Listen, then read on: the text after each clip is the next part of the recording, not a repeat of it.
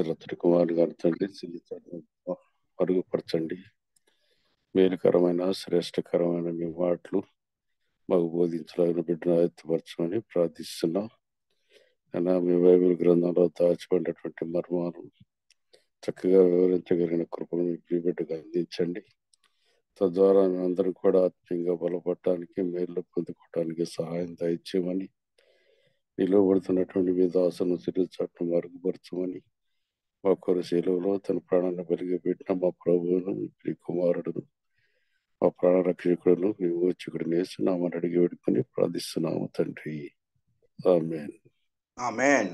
ఆమేన్. Praise lord అన్నయ్య గారు. దేవుని నామానికి మహిమ కలుగును గాక. Praise the Lord. దేవుడు మనకు ఏర్పరిచినటువంటి ఈరోజు వాక్యాన్ని అందించడానికి బలపరిచినట్టు బ్రదర్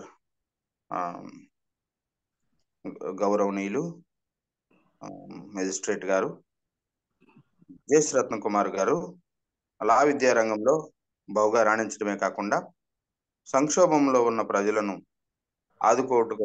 ఆదుకొనుటకు గాను అనునిత్యము తన ఉన్నత ఉద్యోగ వరమును సాధనగా వాడుచున్నారు.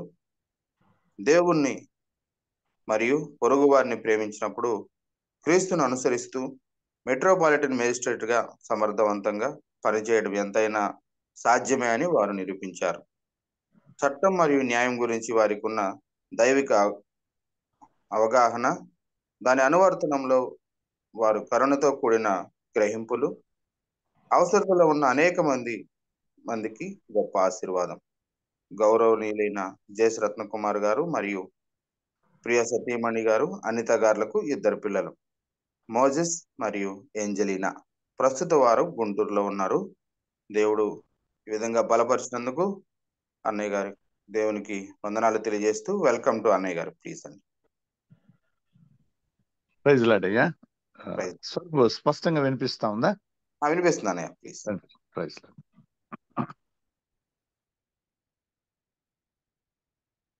ఇప్పుడు వచ్చిన విశ్వాసులందరికీ ఉదయకాల శుభాలు తెలియజేస్తా ఉన్నాను. ఈ దినం కొరకు ప్రత్యేకంగా ఏర్పాటు చేసుకున్న దేవుని వర్తమానము యోహాను సువార్త 1వ అధ్యాయము 51వ వచనాన్ని చదువుకుందాం. యోహాను సువార్త 1వ అధ్యాయము 51వ వచనము. మరియు ఆయన, మీరు ఆకాశము తెరవబడుటయు దేవుని దూతలు మనుష్య కుమారుని పైగా ఎక్కుటయును దిగుటయును చూతురని మీతో నిశ్చయంగా చెప్పుచున్నాను. నేను చిన్న ప్రార్థన చేసుకుందాం. కృపా సత్య సంపూర్ణుడా, మహోన్నతుడా, మీ ఘనమైన నామానికి మహిమ చెల్లిస్తూ ఈ ఉదయ కాలమున మీ పాద సన్నిధికి వస్తున్నాం. మా జీవితాల్లో మీరు చేసిన ప్రతి మేలును జ్ఞాపకం చేసుకొని మీకు మహిమ చెల్లిస్తున్నాము తండ్రి. ఈ ఉదయ కాలమున ప్రభువా, మీ వాక్యాన్ని వినటానికి, మిమ్మల్ని ధ్యానించటానికి, మిమ్మల్ని మహిమపరచటానికి మీరు అనుగ్రహించిన మరి యొక్క నూతన దినాన్ని బట్టి మీకు వందనాలు చెల్లిస్తున్నాం తండ్రి. మీ వాక్యము మా శరీరాత్మలను నూతన పరుస్తుంది.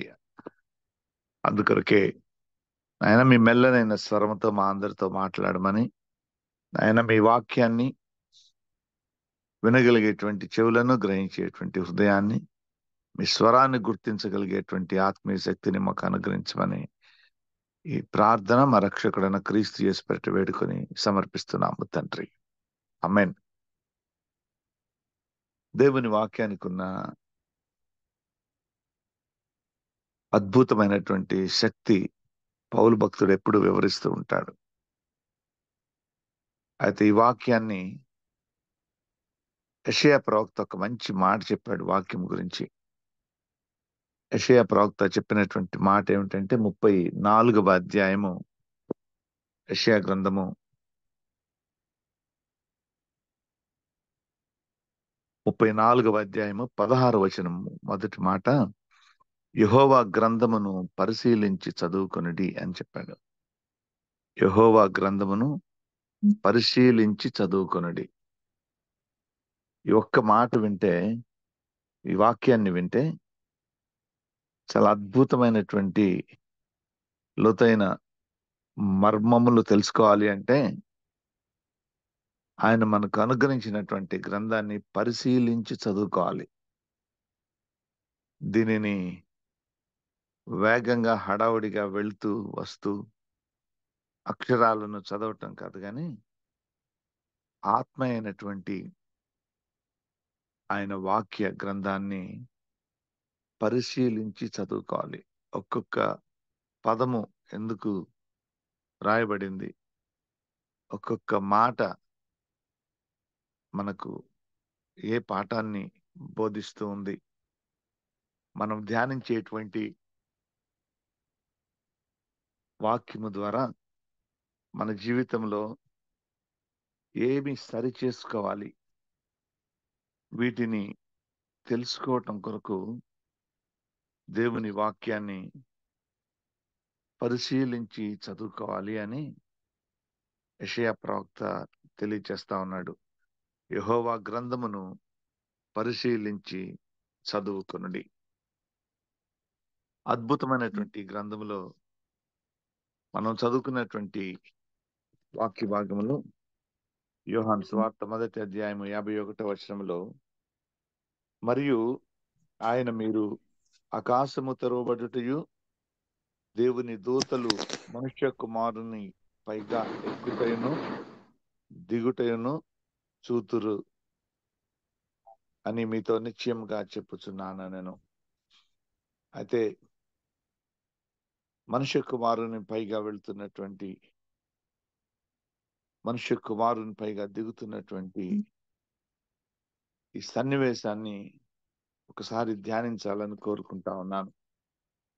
ఈ సన్నివేశంలో ఉన్నటువంటి అద్భుతమైనటువంటి ఆత్మీయ సత్యాన్ని తెలుసుకోవాలి అంటే ఒకసారి మనం ఆది కాండంలో యాకోబు దగ్గరికి వెళ్ళాలి. యాకోబు అంటే మనందరికీ తెలిసినటువంటి మాటే.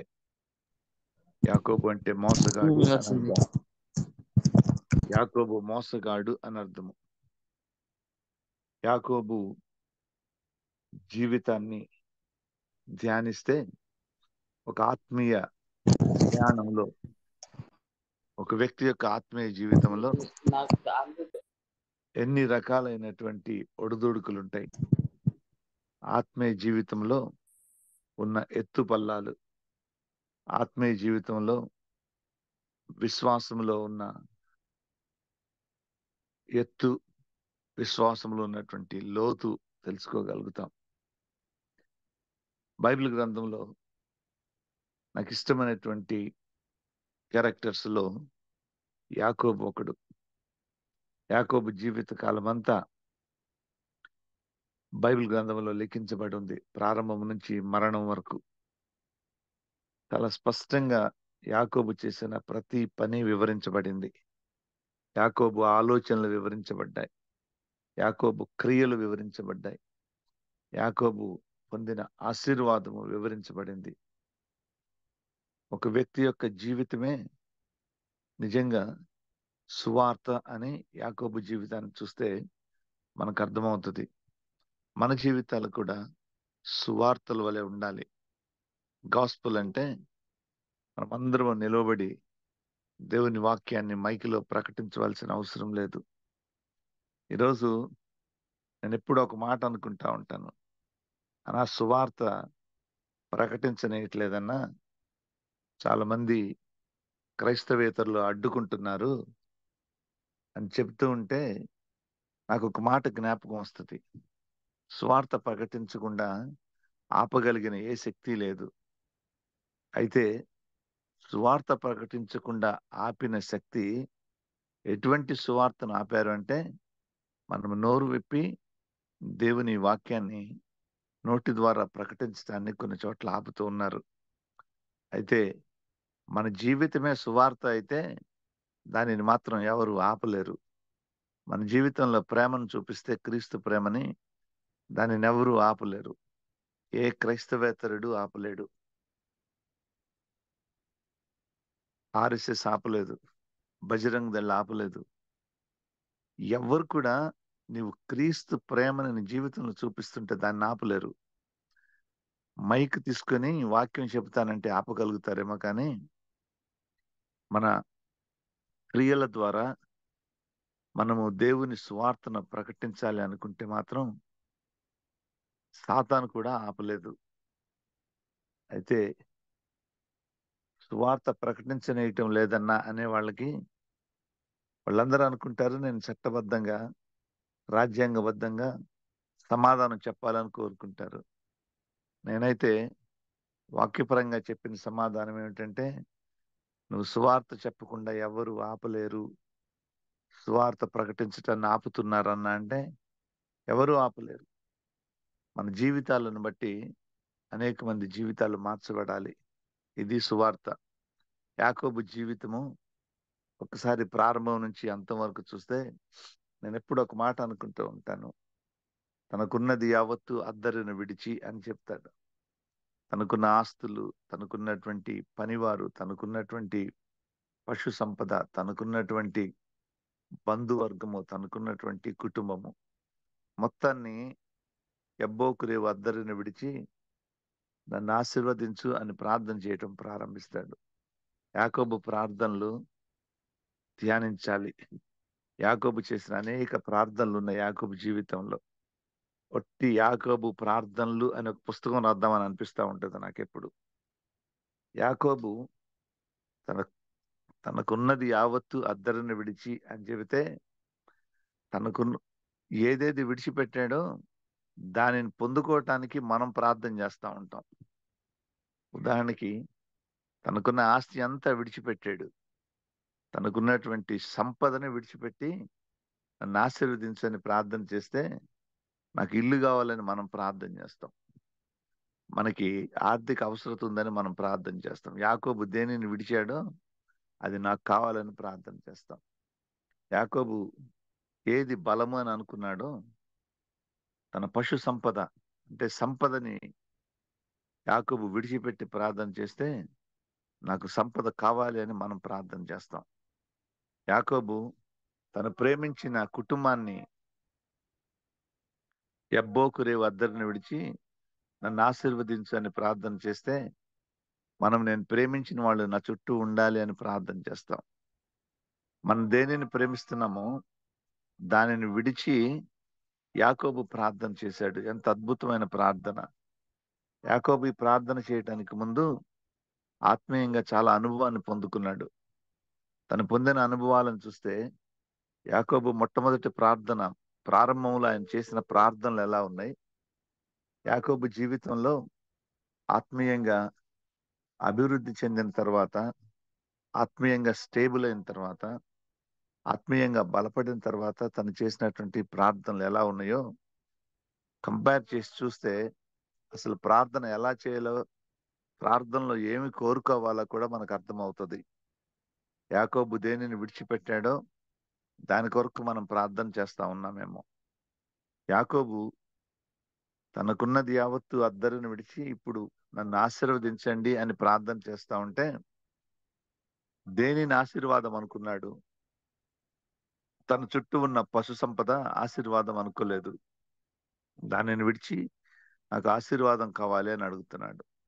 తనకున్న ఆస్తిని విడిచిపెట్టాడు. ఎందుకంటే దానిని ఆశీర్వాదం అనుకోలా. ఆస్తిని విడిచిపెట్టి నన్ను ఆశీర్వదించు అంటున్నాడు. మనమేమో ఆస్తి ఆశీర్వాదం అనుకుంటాం. తనకున్నటువంటి కుటుంబాన్ని విడిచిపెట్టి నన్ను ఆశీర్వదించు అనుకుంటున్నాడు.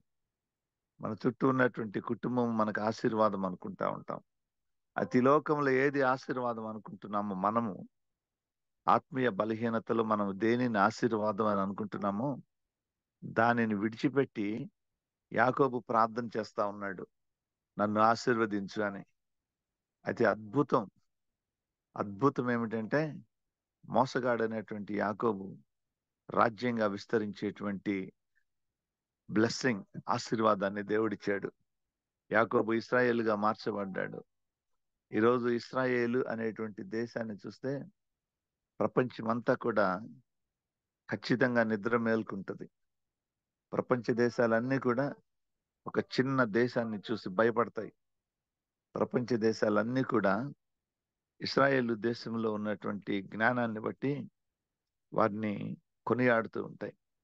యాకోబు చేసిన ప్రార్థన ఊరికినే పోలేదు. అంటే యాకోబు ఎక్కడ నిలబడి దేవుని వాక్యాన్ని ప్రకటించలేదు. యాకోబు ఎక్కడ నిలబడి మైకు ముందు బైబిల్ గ్రంథాన్ని తీసి చదవలేదు. యాకోబు జీవితమే ఒక సువార్త. అటువంటి సువార్తను ప్రకటించకుండా మనల్ని ఎవ్వరూ ఆపలేరు. మన జీవితాన్ని సువార్తగా ప్రకటించాలి అనేది దేవుని చిత్తం కాబట్టే అందరూ మైకుల ముందుకొచ్చి వాక్యం చెప్పవలసినటువంటి అవసరం లేదు అని నేను అనుకుంటూ ఉంటాను. క్రైస్తవ విశ్వాసులందరూ నిజంగా దేవుని సువార్త ప్రకారం జీవించి ఆయన కోరిన విధంగా వాక్యానుసారంగా ఆయన ప్రేమను మనం ఈ లోకానికి చూపించేటి వారమైతే ఆయన రాజ్య వ్యాప్తి చాలా వేగంగా జరుగుతుంది. మనమైతే మన అవసరతల గురించి ప్రార్థించే వాళ్ళుగా, మనమైతే ప్రార్థన అవసరతలు చెప్పండి అనగానే పిల్లల పెళ్ళిళ్ళు, చదువులు, అప్పులు, కోర్టు కేసులు, మన సమస్యలన్నిటిని చిట్టా పెడతాం. అయితే యాకోబు ప్రార్థనలు చాలా అద్భుతంగా ఉంటాయి. ఆది కాండంలో యాకోబు చేసినటువంటి ఒక ప్రార్థన గురించి ఈరోజు ధ్యానిద్దాం. యాకోబు ఆది కాండము 28వ అధ్యాయము 10వ వచనం నుంచి ప్రారంభిస్తే ఒక గొప్ప సంఘటన ప్రారంభమవుతుంది. ఇదేమిటంటే యాకోబు బెయేర్షెబా నుంచి బయలుదేరతాడు. హారాను వైపు వెళుతూ ఉంటాడు. హారాను వైపు ప్రయాణమై వెళుతూ ఉన్నప్పుడు పొద్దుగుంకినందువల్ల రాత్రి ఒక చోట నిల్చుండి అక్కడున్నటువంటి రాళ్లలో ఒక రాయి తీసుకొని దానిని తలగడగా చేసుకొని అక్కడ నిద్రపోతాడు. యాకోబు ఒంటరిగా ఉన్నాడు. ఒంటరిగా ఉన్న యాకోబుకు అక్కడ ఒక బండరాయి తోడుగా దొరికింది. ఒంటరిగా ఉన్నటువంటి వారికి, నేను చాలా ఒంటరిగా ఉన్నాను, అందరిలో ఉండి నేను ఒంటరిని అనుకుంటున్నటువంటి వారికి, చుట్టూ చాలా మంది ఉంటారు, కుటుంబం ఉంటుంది, కానీ నేను ఒంటరిని అనేటువంటి వాళ్ళు ఎక్కువైపోయారు. కుటుంబాలు ఉంటాయి, కానీ హృదయంలో నేను ఒంటరిని అనేటువంటి వారు చాలా మంది ఉన్నారు.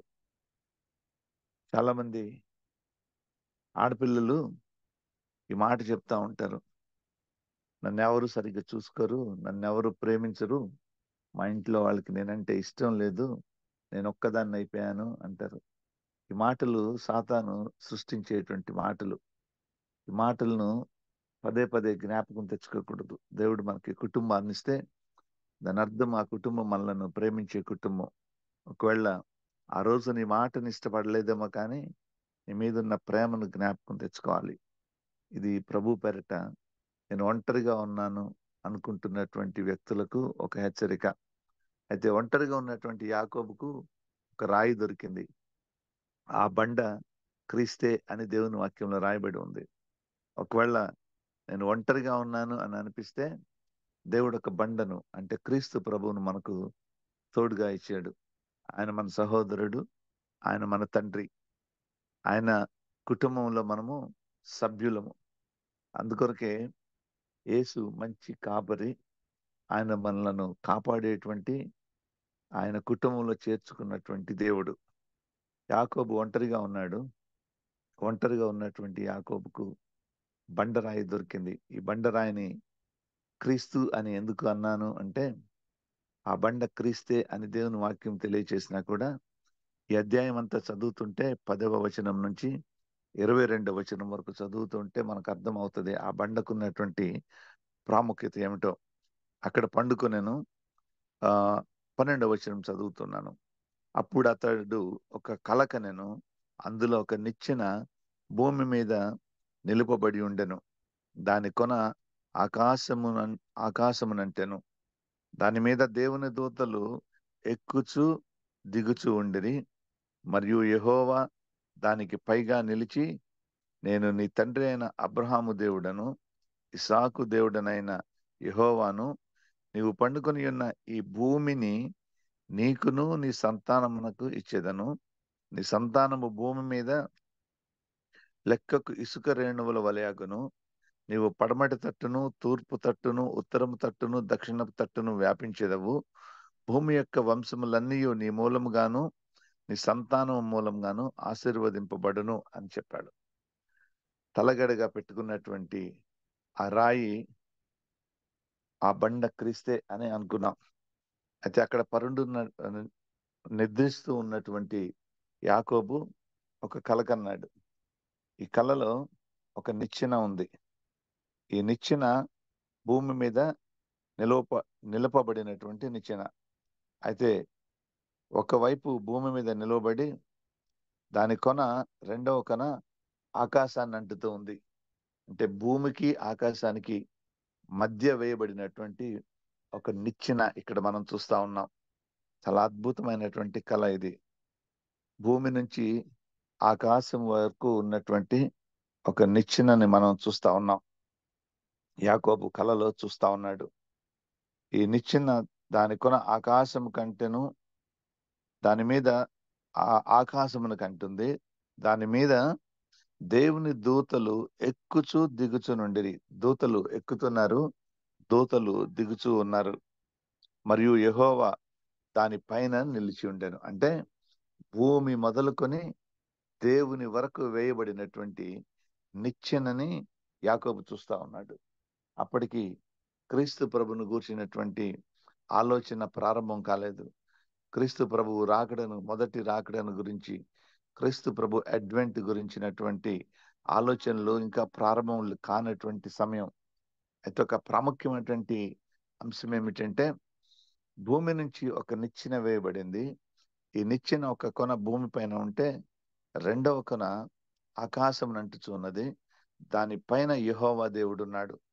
తండ్రి అయిన దేవుని వరకు భూమి నుంచి వేయబడినటువంటి నిచ్చెన ఇక్కడ కనిపిస్తా ఉంది. ఎంత అద్భుతమైనటువంటి కళ ఇది. మనుషులు భూమి నుంచి తండ్రి అయిన దేవుని చేరుకోవటానికి వేసినటువంటి ఒక నిచ్చెనని యాకోబుకు దేవుడు చూపిస్తా ఉన్నాడు. ఎంత అద్భుతమైనటువంటి దృశ్యం ఇది. అయితే ఈ అద్భుతమైనటువంటి నిచ్చెన నుంచి దేవదూతలు ఎక్కుచూ దిగుచూ ఉండిరి అని రాయబడి ఉంది. దూతలు ఎక్కుచున్నారు, దూతలు దిగుతూ ఉన్నారు. అయితే ఈ కళ, యాకోబు కలిగినటువంటి ఈ కళను ఒకసారి మనం జ్ఞాపకం తెచ్చుకుంటే, ఈరోజు మనం చదువుకున్నటువంటి దేవుని వాక్యము యోహాను సువార్త 1వ అధ్యాయము 51వ వచనాన్ని చదువుతున్నాను ఇప్పుడు. యోహాను సువార్త 1వ అధ్యాయము 51వ వచనము. మరియు మీరు ఆకాశము తెరవబడుటయు దేవుని దూతలు మనుష్య కుమారుని పైగా ఎక్కుటయు దిగుటయు చూతురని మీతో నిశ్చయంగా చెప్పుచున్నాను నేను. ఎంత అద్భుతం! ఆది కాండంలో ప్రారంభమై యోహాను సువార్తలో వివరణ దొరికింది మనకి. ఈ నిచ్చెన ఎవరు, ఈ నిచ్చెన ఏమిటి అని అర్థం చేసుకోవాలి అంటే, ఈ నిచ్చెన భూమి నుంచి తండ్రి వరకు వేయబడినటువంటి మార్గము. ఆ మార్గము క్రీస్తే. ఈ నిచ్చెన పైగా దేవదూతలు ఎక్కుచూ దిగుచూ ఉండిరి అని రాయబడి ఉంటే, యాకోబు కలకనైనటువంటి కళ ఏమిటంటే, భూమి నుంచి మరి యొక్క కొనలో తండ్రి అయిన దేవుని వరకు వేయబడినటువంటి మరి యొక్క కొన వరకు దేవదూతలు ఎక్కుచూ దిగుచూ ఉండిరి. అయితే ఆ కళకు వివరణ దేవుడైన పరిశుద్ధాత్మ దేవుడు యోహాను సువార్త 1వ అధ్యాయము 51వ వచనంలో ఇస్తా ఉన్నాడు. మరియు ఆయన మీరు ఆకాశము తెరవబడేటియు.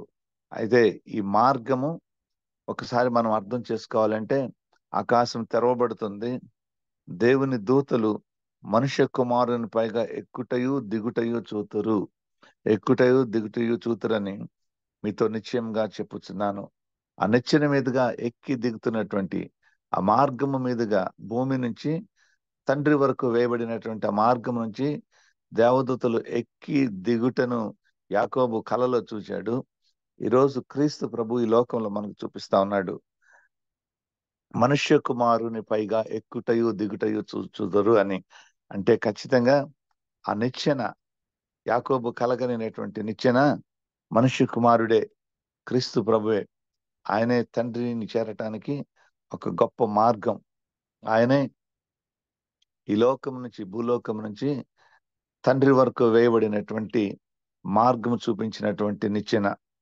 ఆయనే మనుష్య కుమారునికి ఈ లోకానికి వచ్చి మనుష్య కుమారుని పైగా దేవదూతలు ఎక్కుటయు దిగుటయు మీరు చూతురు అని చెప్తా ఉన్నాడు. ఆ కళను అర్థం చేసుకోవటానికి అందుకొరకే యాకోబు కళను అర్థం చేసుకుంటే క్రీస్తు ప్రభు ఈ లోకానికి ఎందుకు వచ్చాడో మనకు అర్థమవుతుంది. యాకోబు ఒక అద్భుతమైనటువంటి క్యారెక్టర్ బైబిల్ గ్రంథంలో. అయితే యాకోబు ఈ కళను చూచిన తర్వాత దేవుని వర్తమానాన్ని విన్నాడు.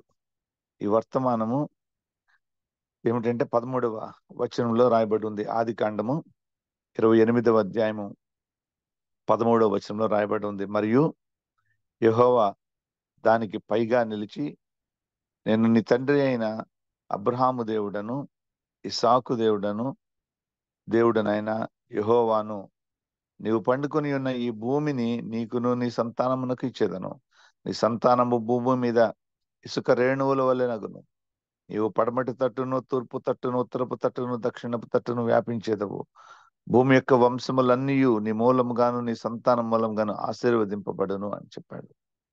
యేసయ్య ఇక్కడ దేవుడు ఒక మాట చెబుతా ఉన్నాడు. నీ మూలముగా ఆశీర్వదింపబడతాయి. ఏమేమి ఆశీర్వదింపబడతాయి అంటే, వంశములన్నీ నీ మూలముగాను ఆయన సంతానం మూలంగాను ఆశీర్వదింపబడతాయి అంటే, యబ్బోకు రేవు దగ్గర మళ్ళా ప్రార్థన చేస్తున్నాడు, నన్ను ఆశీర్వదించు అని. నన్ను ఆశీర్వదించు అని. ఈ ఆశీర్వాదాలు పొందుకున్నటువంటి యాకోబు ఈ వాక్యం చదువుతా ఉంటే, అప్పటి వరకు తండ్రి అయిన దేవుడు, నేను అబ్రహాము దేవుడను, ఇస్సాకు దేవుడను అని చెప్పినటువంటి దేవుడు, ఇక నుంచి యాకోబు జీవితం తర్వాత నేను అబ్రహాము దేవుడను, ఇస్సాకు దేవుడను, యాకోబు దేవుడను అని చెప్పటం ప్రారంభించాడు. ఎంత అద్భుతమైనటువంటి స్థితిని దేవుడు యాకోబుకి ఇచ్చాడు.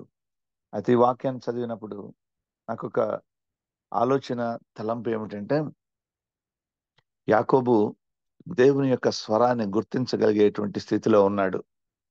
తను జీవిత కాలంలో చేసినటువంటి మోసాలను బట్టి దూర ప్రాంతానికి బెయేర్షెబా నుండి హారానుకు వెళ్తూ ఉన్నాడు. కానీ దేవుని స్వరంను గుర్తించగలిగినటువంటి ఆత్మీయ శక్తి యాకోబుకుంది. ఈరోజు మనం కూడా దేవుని స్వరాన్ని గుర్తించగలిగేటువంటి వ్యక్తులుగా ఉండాలి. దేవుడు మాట్లాడినప్పుడు ఆయన స్వరాన్ని గుర్తించగలగాలి. ఈరోజు దేవుని స్వరము వినాలి అంటే ఆత్మీయ చెవులను కలిగినటువంటి వారిగా ఉండాలి. ఆయనను దృష్టించాలి అంటే ఆత్మీయ నేత్రాలను కలిగినటువంటి వారిగా ఉండాలి. అయితే ఈరోజు దేవుడు తన వాక్యం ద్వారా మనతో మాట్లాడుతూ ఉన్నప్పుడు, వాక్యం మనకు చేసేటువంటి హెచ్చరికలు, వాక్యం మనకి ఇస్తున్నటువంటి బ్లెస్సింగ్స్, వాక్యం మనకు ఇస్తున్నటువంటి ప్రామిసెస్ ని మనం గుర్తించగలిగేటువంటి ఆత్మీయ జ్ఞానము, ఆత్మీయ శక్తిని కలిగి ఉండాలి.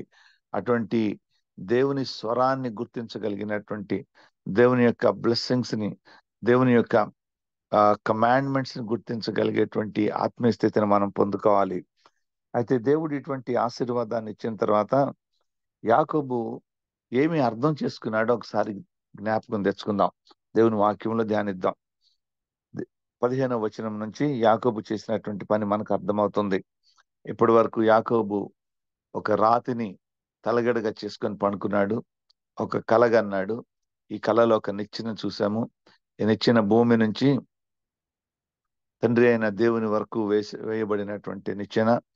ఈ నిచ్చెన పైగా దేవదూతలు ఎక్కుటయు దిగుటయు మనం చూస్తా ఉన్నాం.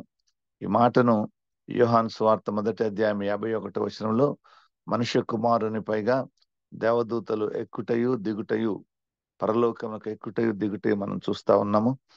అయితే దేవుని యొక్క ఆశీర్వాదము యాకోబు పొందుకున్నాడు. అయితే యాకోబు చేసినటువంటి ఆలోచన ఏమిటి? తండ్రి అయిన దేవుని స్వరాన్ని వినిన తర్వాత, ఆయన ఆశీర్వాదాన్ని వినిన తర్వాత, ఆయన చూపించినటువంటి కళ దృశ్యాన్ని చూసిన తర్వాత యాకోబు చేసినటువంటి పని కూడా చాలా ప్రాముఖ్యమైంది. 15వ వచనము, ఇదిగో నేను నీకు తోడయ్యుండి నీవు వెళ్ళు ప్రతి స్థలమందు నిన్ను కాపాడుచు ఈ దేశమునకు నిన్ను మరలా రప్పించెదను. నేను నీతో చెప్పినది నెరవేర్చు వరకు నిన్ను విడువనని చెప్పగా, యాకోబు నిద్ర తెలిసి నిశ్చయముగా యెహోవా ఈ స్థలమందున్నాడు, నిశ్చయముగా యెహోవా ఈ స్థలమందున్నాడు, అది నాకు తెలియకపోయాను అని అనుకున్నాను.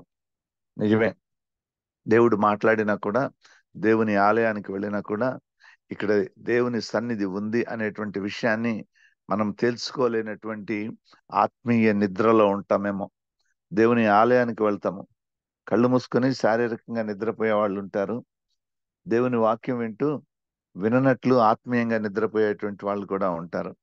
ఆత్మీయంగా నిద్రపోయేటువంటి వాళ్ళు అంటే స్వరం వినిపిస్తూ ఉంటది కానీ దాని భావం మన హృదయంలోనికి ఎక్కదు.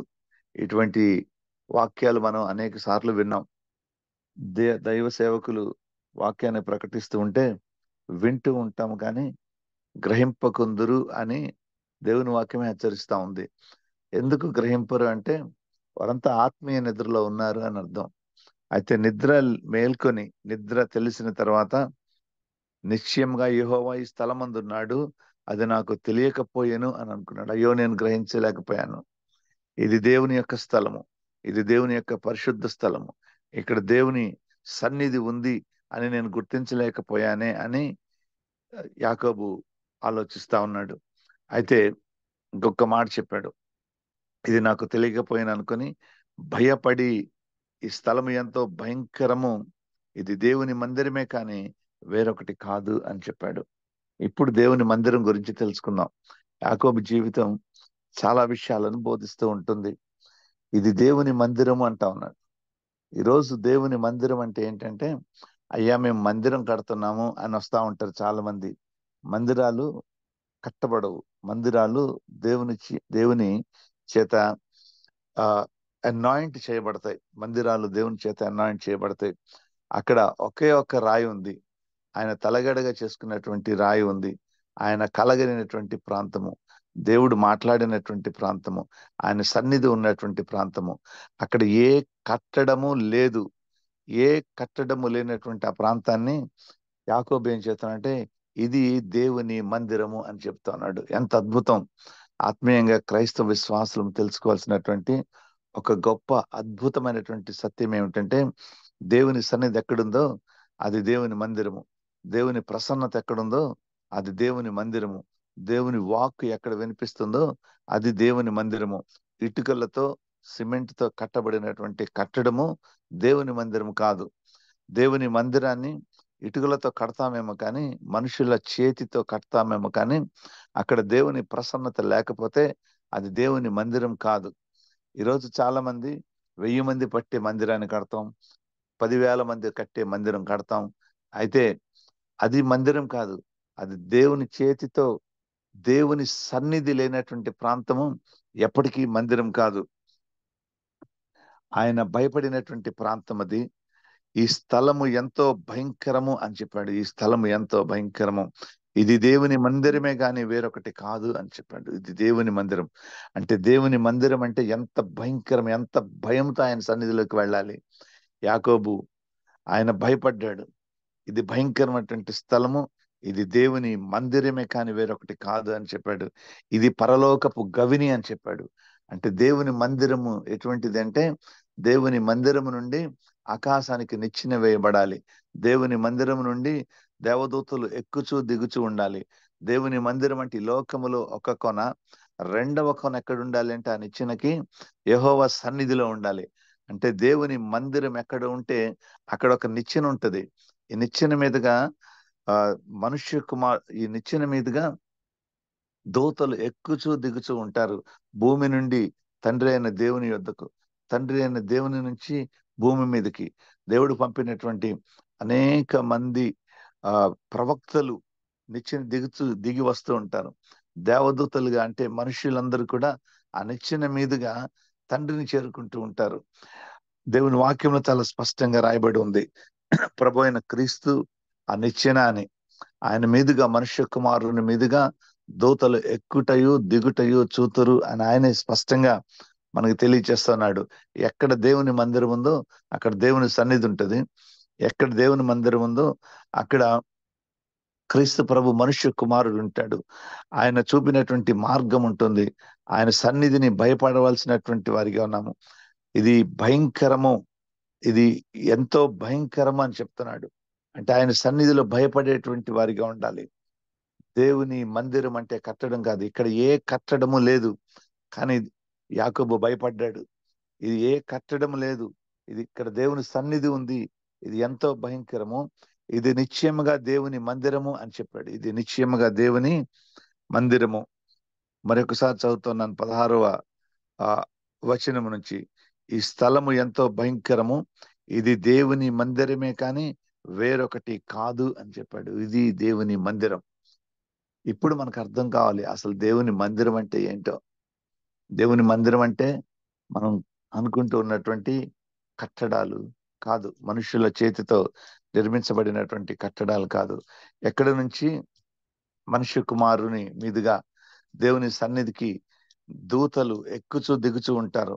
ఎక్కడి నుంచి పరలోక రాజ్యానికి మార్గం ఉంటుందో ఆ మార్గాన్ని దేవుని మందిరం అంటారు. గేట్ వే ఆఫ్ హెవెన్ అంటారు. It is the gateway of heaven. ఇది నిశ్చయముగా పరలోకపు గవిని. It is the entrance for heaven అని. అంటే దేవుని మందిరం అంటే ఈ చేతితో కట్టినటువంటి కట్టడం కాదు. కానీ ఎందుకంటే యాకోబు ఇది నిశ్చయముగా దేవుని మందిరము అని చెప్పే నాటికి అక్కడ ఒక్క రాయి కూడా లేదు. ఆయన తలగడగా చేసుకున్న రాయి తప్ప ఇక ఏ కట్టడము లేదు. అయినా ఇది దేవుని మందిరము అని చెబుతా ఉన్నాడు. దేవుని మందిరాన్ని మనం అర్థం చేసుకోవాలి. ఇది దేవుని మందిరము. అక్కడ దేవుడు అంటే భయభక్తులు కలిగినటువంటి వారికి ఉండాలి.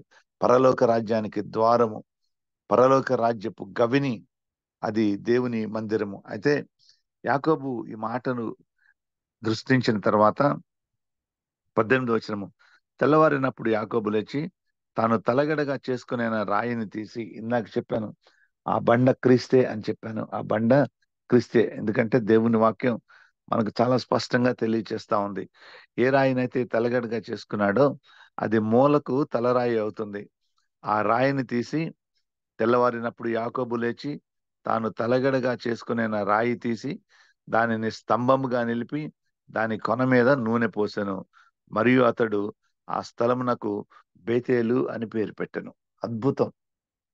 ఏ రాయినైతే తలగడగా పెట్టుకున్నాడో, తలగడగా పెట్టుకొని ఏ స్థలంలో తను దేవుడు చూపించినటువంటి ఆ దృశ్యాన్ని చూశాడో, ఆ దృశ్యం ఏ ప్రాంతంలో అయితే దేవుని స్వరాన్ని వినాడో ఆ స్థలాన్ని ఒక రాతిని నిలువబెట్టి ఆ రాతి పైన నూనె పోసి, ఇది పరలోకపు గవిని, ఇది దేవుని మందిరము అని చెప్తున్నాడు. దేవుని మందిరములో ఉండవలసినటువంటి ప్రాముఖ్యమైనటువంటిది ఏమిటంటే ఆ బండ క్రీస్తే, మనుష్య కుమారుడు అక్కడ ఉండాలి. పరలోకపు రాజ్యపు గవిని అయినటువంటి క్రీస్తు ప్రభు సన్నిధి ఎక్కడుందో అది దేవుని మందిరము. మనం ఎంత పెద్ద కట్టడం కడతాం కానీ అది దేవుని మందిరంగా నిలబడదు. ఎందుకంటే అక్కడ దేవుని యొక్క సన్నిధి లేకపోతే అక్కడ అది దేవుని మందిరంగా పిలువబడదు. కట్టడం లేనటువంటి ప్రాంతము దేవుని సన్నిధి ఉంటే మందిరం అనబడుతుంది. కానీ కట్టడం ఉండి దేవుని సన్నిధి లేకపోతే అది మందిరము అని అనబడదు. ఎందుకంటే ఏ ప్రాంతమైనా దేవుని సన్నిధి ప్రసన్నత ఉండి దేవుని యొక్క భయభక్తులు కలిగినటువంటి ప్రాంతమే దేవుని మందిరము. ఆ మందిరంలో ఒక రాతిని నిలువబెట్టి, అంటే క్రీస్తు ప్రభువు బండ అని చెప్పాము, క్రీస్తు ప్రభువును ప్రతిష్ఠించి దానిని ఆరాధించడానికి దానిపైన నూనెను పోసి దానికి బేతేలు అని పేరు పెట్టాడు యాకోబు. బేతేలు అనేటువంటి పేరు, బేత్ అంటే హీబ్రూ భాషలో గృహము అని అర్థము. బేత్ అనేటువంటి మాటకు అర్థం, అక్షరానికి అర్థము గృహము అని అర్థము. బేత్. ఎలోహి అనేటువంటి మాటకు అర్థం ఏమిటంటే దేవుడు అని అర్థము, గాడ్ అని అర్థము. బేత్ ఏల్ అంటే దేవుని గృహము అని అర్థము. బేతేల్ అంటే దేవుని గృహము. దేవుని గృహం అంటే దీనిని కింద ఫుట్ నోట్ చూడండి ఒకసారి. ఫుట్ నోట్లో ఏమని రాసి ఉంటుందంటే దేవుని మందిరము అని రాయబడి ఉంటుంది. దేవుని మందిరము అది హీబ్రూ భాషలో దేవుని గృహము అని ఉంటుంది. దేవుని గృహము లేక దేవుని మందిరం అంటే, ఎందుకు దేవుని మందిరములో దేవుడు నివాసం ఉంటాడు అని అంటారు అంటే దాని అర్థమే అది. బేత్ అంటే గృహము అని అర్థము. బేత్ అంటే గృహం కాబట్టి అది దేవుని గృహము కాబట్టి, దేవుని మందిరమే దేవుని గృహం కాబట్టి అక్కడ దేవుడు నివాసం ఉంటాడు. అయితే దేవుడు నివాసం ఉన్నటువంటి గృహాలు వేరు, దేవుడు నివాసము లేనటువంటి గృహాలు కూడా కొన్ని ఉన్నాయి. అంటే దేవుడు నివాసము లేనటువంటి సంఘము లేక దేవుడు నివాసము లేనటువంటి కట్టడాలు కూడా కొన్ని ఉన్నాయి. ఈరోజు వెస్టర్న్ కంట్రీస్ లో, అమెరికా దేశంలో చాలా కట్టడాలు దేవుని కొరకు కట్టబడినటువంటి కట్టడాలన్నీ కూడా హోటల్స్ గా మార్చబడిపోతా ఉన్నాయి, రెస్టారెంట్స్ గా మార్చబడతా ఉన్నాయి. అయితే కొన్ని అయితే విడవబడినవి, డెజర్టెడ్ ప్లేసెస్ గా ఉండిపోయినాయి. ఒక అనేక సార్లు నేను ఒక మాట చెప్తా ఉంటాను. నాకు ఒక స్నేహితుడు చెప్పినటువంటి మాట. లండన్ అవుట్స్కట్స్ లో ప్రయాణమే వెళ్తూ ఉంటే అక్కడ ఒక పెట్రోల్ పంప్ దొరికితే అక్కడ ఆయిల్ కొడతా ఉంటే దాని ఎదురుగా రోడ్డు కావాల ఒక పెద్ద క్యాథడ్రల్ కనిపించిందంట. ఒక వెరీ బిగ్ క్యాథడ్రల్, చూడటానికి ఎంతో అందంగా ఉన్నటువంటి క్యాథడ్రల్. రోడ్డు దాటి స్నేహితుడు అది చూడటానికి రోడ్డు ఆవలకు వెళ్ళి ఆ క్యాథడ్రల్ చూస్తా ఉంటే ఆ క్యాథడ్రల్ చాలా అందంగా ఉంది. చాలా పెద్ద కట్టడం, అది చాలా అందంగా కట్టబడినటువంటి కట్టడము, చాలా విలువైనటువంటి కట్టడం. అయితే ఆ మెయిన్ గేటుకు తాళాలు వేస్తున్నాయి. ఆ ఆలయం చుట్టూ కూడా, దేవాలయం చుట్టూ కూడా ముళ్ళ పొదలు, గచ్చ పొదలతోటి నింపబడి ఉంది. దానికి ఎవరు వస్తున్నట్లు లేరు. ఆ ఆలయాన్ని దర్శించేటువంటి వారు ఎవరు లేనట్లుంది. డిజర్టెడ్ ఆలయంగా, డిజర్టెడ్ ప్లేస్ గా, ఆ డిజర్టెడ్ కట్టడంగా కనిపిస్తా ఉంటే అక్కడ ఒక ముసలి వ్యక్తి ఉంటే అతన్ని అడిగారంట ఈ ఆలయాన్ని తెరవరా అని. అయితే అప్పుడు అక్కడ ఉన్నటువంటి వాచ్మెన్ లెక్క ఓల్డ్ మ్యాన్ ఒక మాట చెప్పాయంట. తను చెప్పినటువంటి మాట ఏమిటంటే, ఈ మాటను ఎప్పుడు ప్రతి క్రైస్తవ సంఘంలో నేను చెప్పడానికి ఇష్టపడతా ఉంటాను. ఒక్కొక్కసారి పదే పదే కూడా చెబుతూ ఉంటాను. అక్కడ ఉన్నటువంటి వాచ్మెన్ లేక ఓల్డ్ మ్యాన్ చెప్పినటువంటి మాట ఏమిటంటే, there is no minister to minister అన్నారంట. There is no minister to minister అంటే పరిచర్య చేయడానికి పరిచారకుడు లేడు అని చెప్పారంట. పరిచర్య చేయడానికి పరిచారకుడు లేడు కాబట్టి ఆలయము మూతబడిపోయింది, తాళాలు వేయబడ్డాయి. డెజర్టెడ్ ప్లేస్ గా, విడవబడినటువంటి స్థలంగా, దాని చుట్టూ గచ్చ పొదలతో నింపబడినది. ఇక్కడైతే కట్టడం కనిపిస్తా ఉంది, కానీ అది దేవుని ఆలయం అని మనం అనలేము. ఎందుకంటే దేవుని సన్నిధి లేదు, దేవుని ప్రసన్నత లేదు, దేవుని భయం లేదు. అక్కడ నుంచి మనుష్య కుమారుని మీదుగా ఎక్కుచూ దిగుతున్నటువంటి ఆ స్థలముగా అది కనిపించటం లేదు. అంటే దేవుని సన్నిధిని, దేవుని ప్రసన్నతను కోల్పోతే ఒక డిజర్టెడ్ కట్టడంగా మిగిలిపోతుంది. ఈరోజు ఆలయాలు కడుతున్నాం కాదు. ఇంకా అద్భుతమైనటువంటి మాట, ఆత్మీయ హెచ్చరిక ఏమిటంటే, నీ దేహము దేవుని ఆలయం అని మీరు ఎరుగరా అని చెప్తా ఉన్నాడు. ఈరోజు కట్టబడవలసింది మన జీవితం, ఆలయంగా కట్టబడవలసింది మన జీవితం. మన జీవితంలో దేవుని సన్నిధి ఉండాలి, దేవుని ప్రసన్నత ఉండాలి, దేవుని భయం ఉండాలి. ఈ మాటలన్నీ నా సొంతగా చెప్తున్న మాటలు కాదు. ఏది ఖచ్చితంగా దేవుని ఆలయం అని యాకోబు గుర్తించాడో ఆ ప్రాంతం గురించి యాకోబు చెప్పినటువంటి మాటలు ఇవన్నీ కూడా. ఆయన భయపడ్డాడు, ఇది ఎంతో గంభీరం, ఆయన భయపడి ఈ స్థలం ఎంతో భయంకరమైనది అని చెప్పాడు.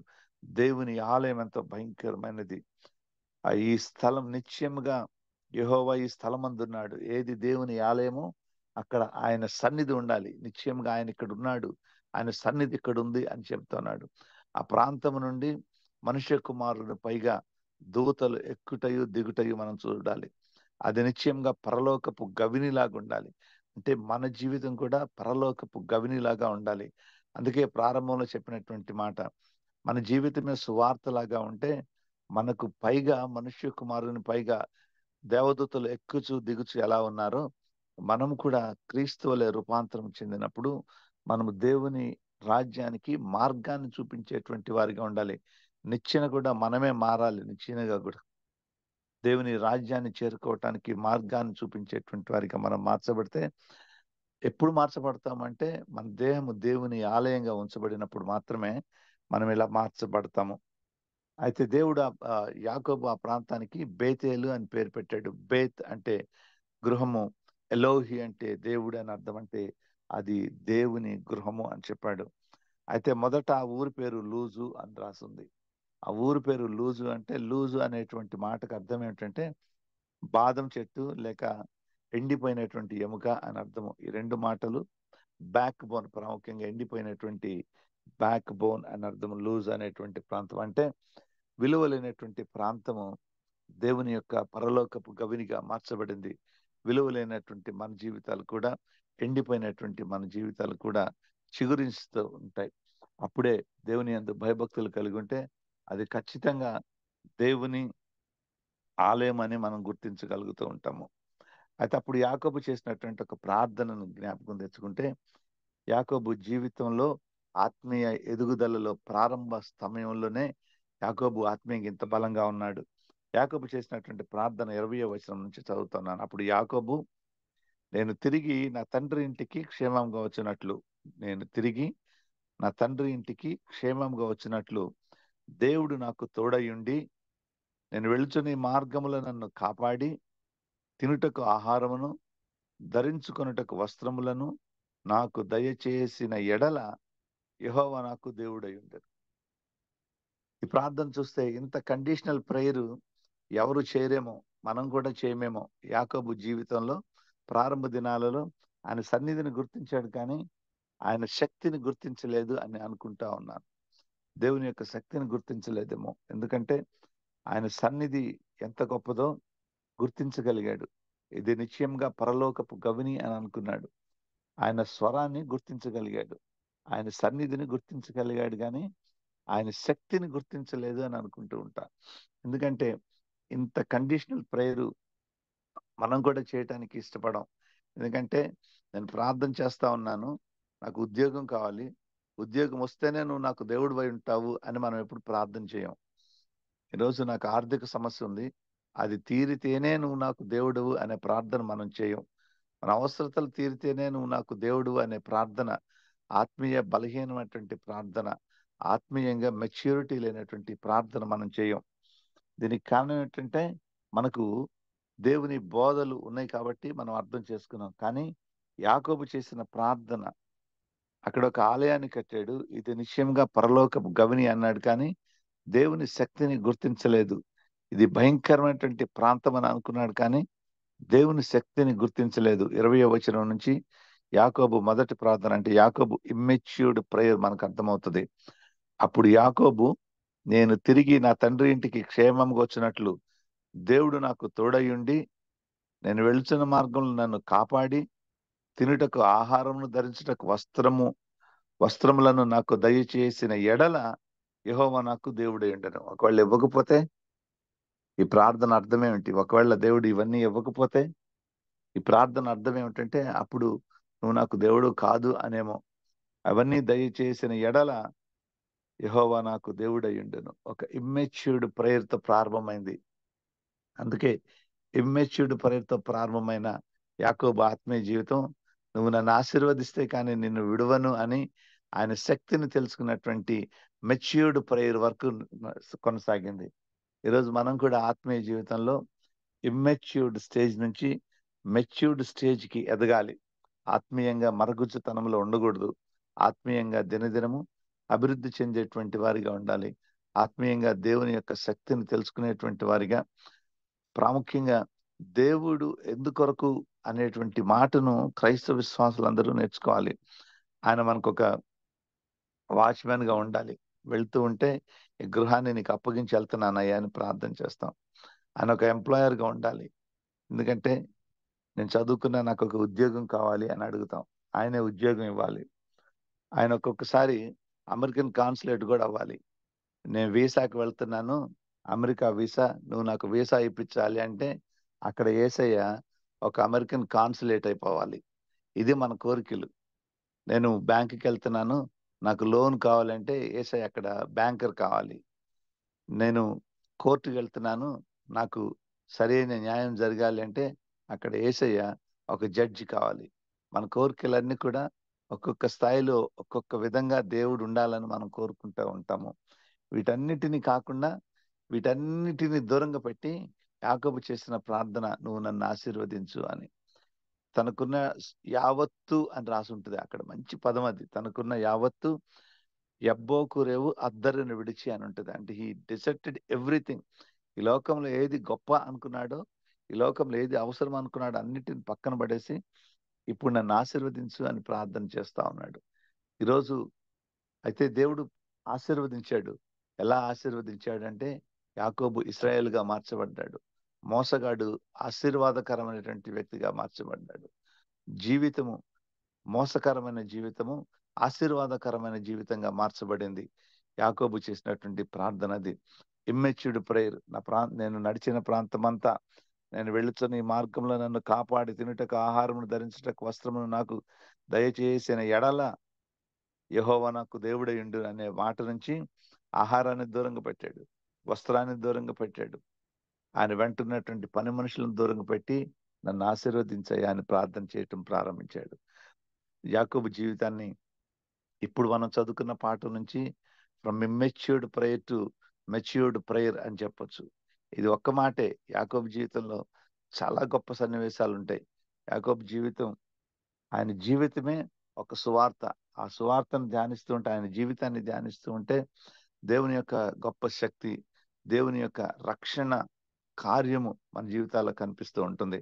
అందుకే మనం దేవుని సువార్తను ప్రకటించాలి అంటే బైబిల్ పట్టుకొని ట్రాక్స్ పంచటమో, బైబిల్ గ్రంథాన్ని అందరి చేతికి అందించటమో, నిలబడి మైకులో వాక్యం చెప్పటమో, ఇవన్నీ కూడా పరిచర్య. కానీ వీటన్నిటికంటే ఉత్తమమైన పరిచర్య మన జీవితం దేవునికి ఇష్టమైనటువంటి జీవితంగా, దేవుని ప్రేమని ఈ లోకానికి చూపించే జీవితంగా మార్చగలిగితే ఖచ్చితంగా మన జీవితమే సువార్తగా మార్చబడుతుంది. ఎందుకంటే యాకోబు జీవితమే సువార్త. అటువంటి సువార్తని మన జీవితము ద్వారా, దేవుని సువార్తని, మన జీవితం ద్వారా దేవుని ప్రేమని, మన జీవితం ద్వారా దేవుని రక్షణ సువార్తని లోకానికి చూపించేటువంటి వారిగా మనమందరం ఉండాలి అనేటువంటి గొప్ప పాఠాన్ని యాకోబు జీవితం మనకు నేర్పిస్తూ ఉంటుంది. ప్రార్థనలు ఎలా చేయాలో కూడా యాకోబు మనకు నేర్పిస్తా ఉన్నాడు. ఇమ్మెచ్యూర్డ్ ప్రేయర్ నుంచి మెచ్యూర్డ్ ప్రేయర్కి, ఏది దేవుని కొరకు విడిచిపెట్టాలి, ఏది దేవుని నుంచి మనం పొందుకోవాలో యాకోబు ప్రార్థనలు మనకొక పాఠం. ఈ పాఠాల ద్వారా మనం కూడా ఆత్మీయంగా అభివృద్ధి చెందటానికి, ఆత్మీయంగా బలపడటానికి, ఆత్మీయంగా స్థిరపడటానికి పరిశుద్ధాత్మ దేవుడు తన శక్తిని మనకు అనుగ్రహించును గాక. చిన్న ప్రార్థన చేసుకుందాం. కృపా సత్య సంపూర్ణుడా, మహోన్నతుడా, మీ ఘనమైన నామానికి మహిమ చెల్లిస్తూ ఈ ఉదయకాలంలో మీ పాద సన్నిధికి వస్తున్నామయ్యా. యాకోబు నాయన తలగడగా చేసుకున్నటువంటి ఆ బండ క్రీస్తే మీరే నాయన. ఎందుకంటే ఇది దానిని నిలువబెట్టి దానిపైన తైలం పోసి, ఇది పరలోకపు గవిని, నిశ్చయముగా దేవుని ఆలయం ఇది అని చెప్పాడు ప్రభా. మీ సన్నిధి ఎక్కడుంటే అక్కడ దేవుని ఆలయం ఉంటుంది. మా జీవితాలు కూడా మీ శరీరము దేవుని ఆలయం అని మీరు ఎరుగరా అని మీరు చెప్పిన హెచ్చరికను కూడా జ్ఞాపకం తెచ్చుకుంటున్నాం. అయినా మా శరీరాలు కూడా మీ సన్నిధితో, మీ ప్రసన్నతతో నింపబడి ఉండాలి ప్రభా. నాయన అప్పుడు మా జీవితాలే సువార్తగా మార్చబడతాయి. ఈ సువార్తను ఆపే శక్తి నాయన ఈ లోకంలో ఎవ్వరికీ ఉండదు ప్రభా. మేమైతే ప్రకటించలేకపోతున్నాము అని అనుకుంటూ ఉంటాం, కానీ ప్రకటించవలసినటువంటి విధానంలో మేము ప్రకటించటం లేదు ప్రభా. అందుని బట్టి మమ్మల్ని క్షమించండి. మా జీవితాలు కూడా ఆత్మీయంగా బలపరచబడటానికి, ఆత్మీయంగా తండ్రి నాయన మిమ్మలను, మీ ప్రేమను ఈ లోకానికి చూపించడానికి మేము నిలబడులాగన ఆత్మలో మాకు శక్తిని అనుగ్రహించమని, ఆత్మీయంగా బలపరచమని మరి ఇచ్చిన ఈ వాక్యాన్ని బట్టి, హెచ్చరికలను బట్టి మీకు మహిమ చెల్లిస్తూ ఈ ప్రార్థన మా రక్షకుడైన క్రీస్తు యేసు పేరిట వేడుకొని సమర్పిస్తున్నాము తండ్రి. ఆమేన్. అందరికి వందనాలండి. ప్రైజ్ లార్డ్ అన్నయ్య. దేవుని నామానికి మహిమ కలుగును గాక. వందనాలు అన్నయ్య. దేవుడు మాట్లాడిన విధానాన్ని బట్టి మేము ఎంతగానో హెచ్చరించబడ్డాం, నూతనంగా ఆత్మీయ బలాన్ని పొందుకున్నాం, ఆశీర్వాదించబడ్డాం. మా సహవాసం తరపున మీకు ప్రత్యేక వందనాలు తెలియజేస్తా ఉన్నాం. మన మధ్య ఉన్నటువంటి రాబర్ట్ జేమ్స్ అయ్య గారు ముగింపు ప్రార్థన, పరలోక ప్రార్థన ఆశీర్వాదం ఇస్తారు. అయ్యా ప్లీజ్. ప్రార్థన.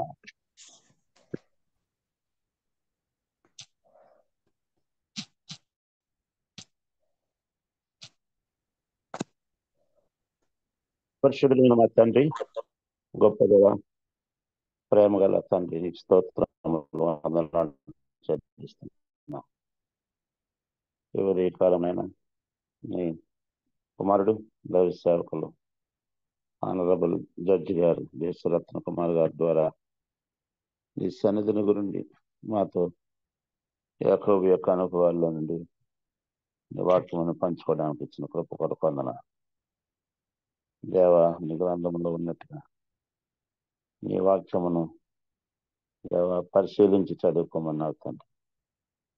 నీ వాక్యమే మాకు జీవాహారం, నీ వాక్యమే మాకు బలము, నీ సన్నిధి, నీ శక్తి నాయన నీకు వందనాలు. దేవ, యోహాను 1:51 నుండి రాయబడిన మాటలు ఆ నిచ్చెనకు పైగా దేవదత్తులు ఎక్కుచూ దిగుచున్నట్టు మీరు చూచెదరు.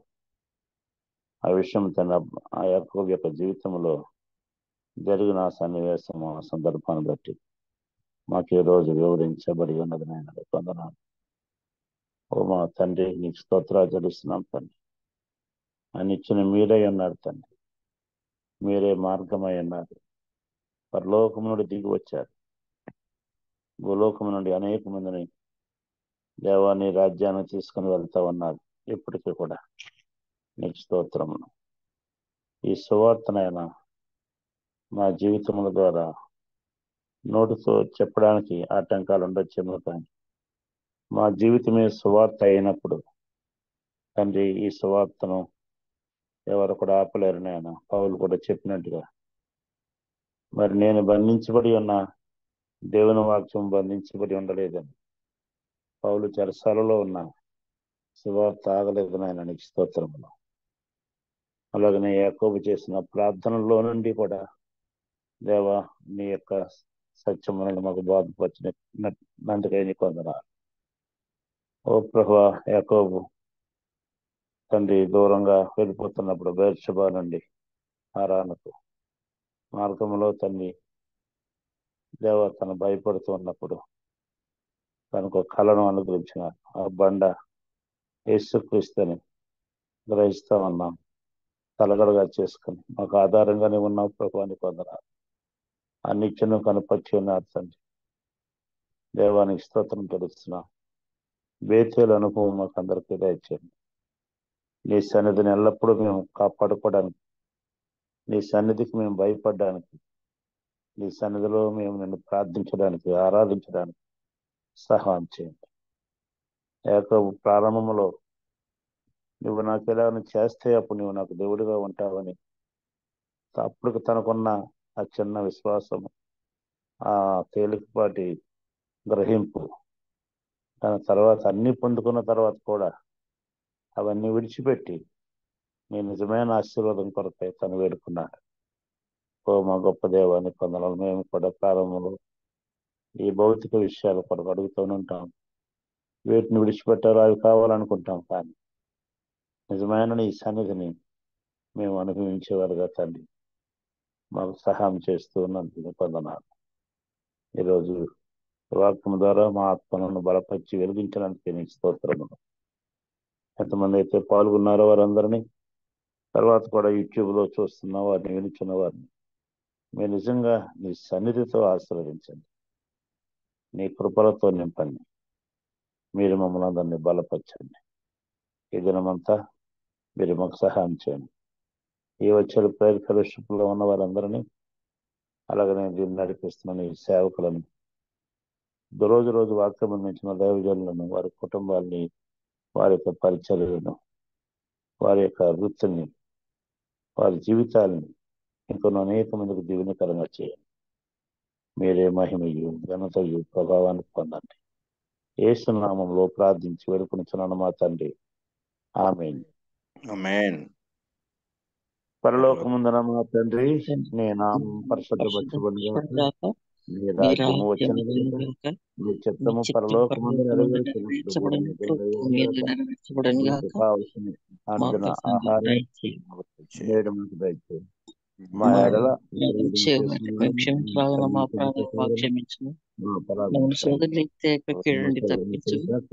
ఎందుకనగా రాజ్యం, శక్తి, మహిమ నిరంతరం మీరే ఉన్నారు స్వామి. ఆమేన్. ఇప్పుడు మన తండ్రి అయిన దేవుని ప్రేమ, ప్రభువైన యేసుక్రీస్తు వారి కృప, పరిశుద్ధాత్మ యొక్క అన్యోన్య సహవాసం మనకు ఎల్లప్పుడూ తోడైండును గాక. ఆమేన్. ఆమేన్. ఆమేన్. అయ్య గారు, దేవుని నామానికి మహిమ కలుగును గాక. రాబర్ట్ జేమ్స్ అయ్య గారికి మన సహవాసం తరపున ప్రత్యేక వందనాలు తెలియజేస్తా ఉన్నాం. మరి అదేవిధంగా ఈరోజు మనకు వాక్యాన్ని అందించినటువంటి జడ్జి అన్నయ్య గారికి మరొకసారి ప్రత్యేక వందనాలు తెలియజేస్తా ఉన్నాం. గమనించండి, రేపటి దినమున మనకు పాస్టర్ విక్టర్ ఎమానియల్ అన్నయ్య గారు మనకు వాక్యాన్ని అందిస్తారండి. గమనించగలరు. గమనించండి, ఈ మెసేజెస్ అన్ని కూడా రికార్డ్ చేయబడతాయండి. ఇవన్నీ మనకి యూట్యూబ్లో అవైలబిలిటీలో ఉంటాయి. యూట్యూబ్లో బాబీ రత్నాకర్ అని టైప్ చేసినా కానీ, లేదా వర్చువల్ ప్రేయర్ ఫెలోషిప్ అని టైప్ చేసినా కానీ మనకు యూట్యూబ్లో అవైలబిలిటీలో ఉంటాయండి, గమనించండి. కూడి వచ్చిన ప్రతి ఒక్కరికి పేరు పేరున ప్రత్యేక వందనాలు తెలియజేస్తా ఉన్నాం. కూడికి ముగించబడిందండి. Have a nice day. Thank you అనండి.